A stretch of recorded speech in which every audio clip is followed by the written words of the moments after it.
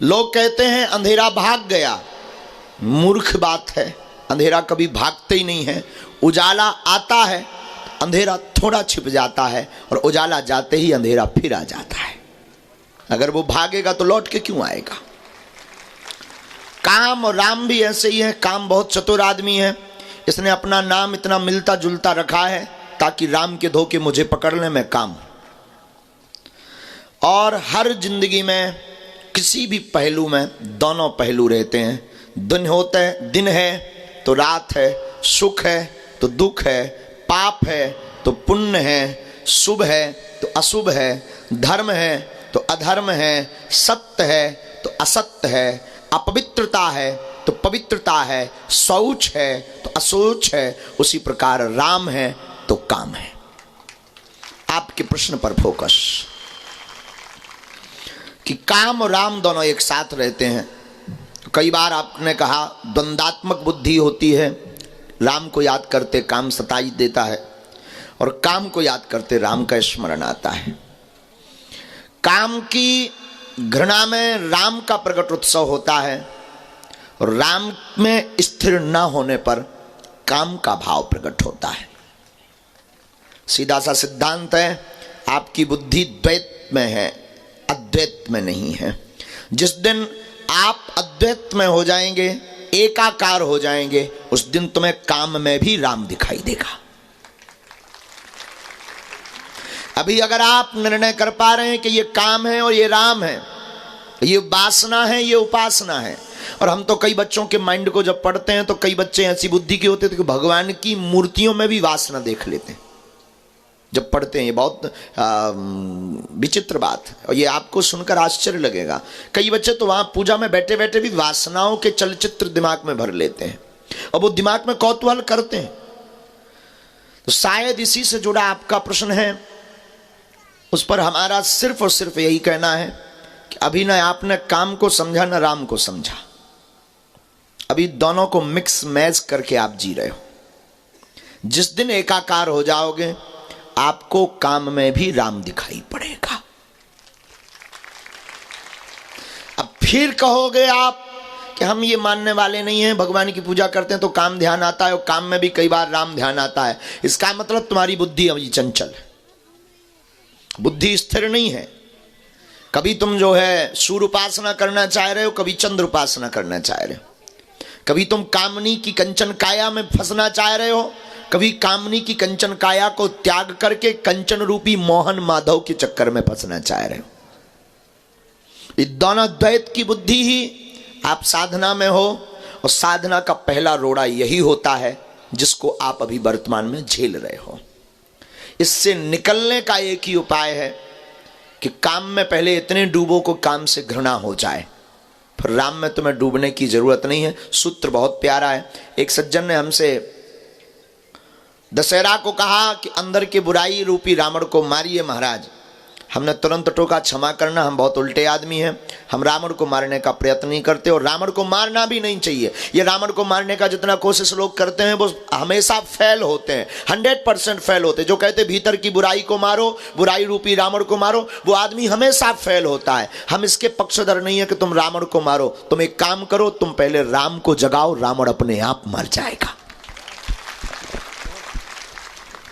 हम राम को जगाने पर कोशिश करते हैं, रावण को मारने पर नहीं। तो आप जहां खड़े हैं बहुत ऊंची जगह की तैयारी है आपकी। जो बातों से हमें पता लग रहा, उड़ान तुम्हारी ऊंची लेवल की है, और पहला रोड़ा तुम उसमें अभी जूझ रहे हो। निश्चित है तुम अच्छे नावक बनने की तैयारी कर रहे हो। अब तुम एक काम करो, इस पतझड़ की नाव में, इस पतझार में मझधार में तुम फंस मत जाना। एक काम करो, काम तुमको सताए तो तुरंत तुम राम को चिल्लाना पुकारना प्रारंभ कर देना, और उसमें इतना डूब जाना कि काम तुमसे निरुत्साहित होकर के वापस हो जावे। फिर तुम जब भी काम तुम पर अटैक करेगा, उसे ध्यान शंकर जी या तुम्हारी वो जोर से गर्जना की राम की आवाज याद आ जाएगी, और वो हमेशा के लिए तुमसे दूर हो जाएगा।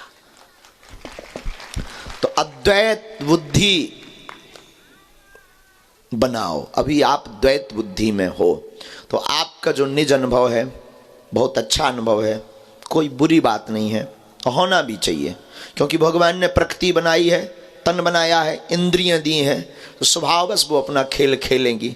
लेकिन हम इंद्रियों के वशीभूत होकर के खेल खेलें, ये मानव की दुर्बलता है। लेकिन इंद्रियां हमारे अनुसार खेल खेलें कि हमें किसको देखना है किसको नहीं देखना, ये मनुष्य की सबलता है।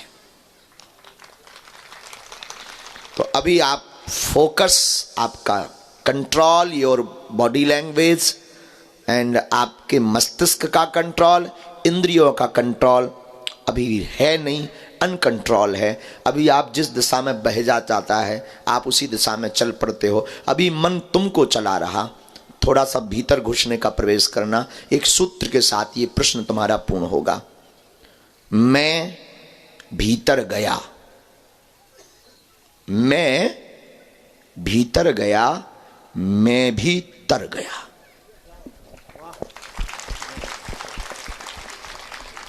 मैं भीतर गया, मैं भी तर गया। बस यही राम है। दूसरा प्रश्न भी आपका बड़ा अद्भुत था। साधनाएं हमारी दृष्टि से कभी कोई बुरी नहीं होती। साधना कभी बुरी नहीं होती। हाँ, निकृष्ट साधना, तामसिक साधना, तांत्रिक साधना नरकगामी होती है। लेकिन जिस साधना से ईश्वर की प्राप्ति हो वो साधना करते रहना चाहिए, दुनिया कुछ भी कहे। ये निर्णय खुद करना है, ना कि हम करेंगे। ये निर्णय खुद करना है। गोस्वामी तुलसीदास जी जब नित्य क्रिया करने जाते थे तो उनकी आदत थी कि प्रतिदिन पेड़ पर जल डालते थे, बबूल के पेड़ पर। उस बबूल में एक प्रेत रहता था। कई सालों बाद उस प्रेत की पानी की तृप्ति पूर्ण हुई, क्योंकि प्रेतों का मुख सुई बराबर होता है और पेट एकदम बड़ा मटका जैसा होता है, तो उनको प्यास बड़ी लगती है प्रेतों को। अब वो पीते तो हैं, पितृपक्ष में हम पानी तो देते हैं, पर पूर्ण तृप्ति इसीलिए नहीं हो पाते कि सुई बराबर सुराग में कितना पानी जाएगा। तो रोज जब प्रेत को पानी पिलाया वो प्रसन्न हुआ, बोले मांगो। तो गोस्वामी जी तो वही हमने आपको जो अभी बताया वही चीज। गोस्वामी जी बोले हमें कुछ चाहिए नहीं वैसे, और तुम्हें कुछ देना हो तो एक काम करो, हमें राम जी से मिलाओ। भूत बोलो और तो सब जगह हमारी पहुंच है, इन लोनी है। बोले पर कोई किसी काम के नहीं, तुम कुछ भी। अब हमारे तुम्हारे जैसे आदमी होते वो कहा तो भाड़ में गो, तो हमारे गुलाम बन जाओ। गोस्वामी जी तो गोस्वामी जी है, उन्हें पता है कि इसको अगर कुछ कहेंगे तो ये तामसिक वृत्ति में हम खुद पड़ जाएंगे। वो बोले भाई जो है हमको राम से मिलाओ। तो प्रेत ने कहा हम राम से तो नहीं मिलवा सकते, राम से मिलवाने वाले का पता बता सकते हैं। बोले कौन? बोले जिससे हम डरते हैं उनका बता सकते हैं। बोले उनके बारे में तुम्हें कैसे पता? बोले दुश्मन का पता रखना चाहिए। तो बोले कौन? बोले भूत पिशाच निकट नहीं आवे, महावीर जब नाम सुनावे, उनका पता हम बता देते हैं। तो गोस्वामी जी ने प्रेत का बहिष्कार करके राम को पकड़ा। तो आप अपनी जिंदगी में साधना में ये निर्णय करना कि आपकी साधना तामसिक बनाएगी या सात्विक बनाएगी। सात्विक साधना है तो दुनिया कुछ भी कहे करते रहना, तामसिक है तो दुनिया कहे ना कहे, हमें आप मानते हो तो छोड़ देना। धन्यवाद।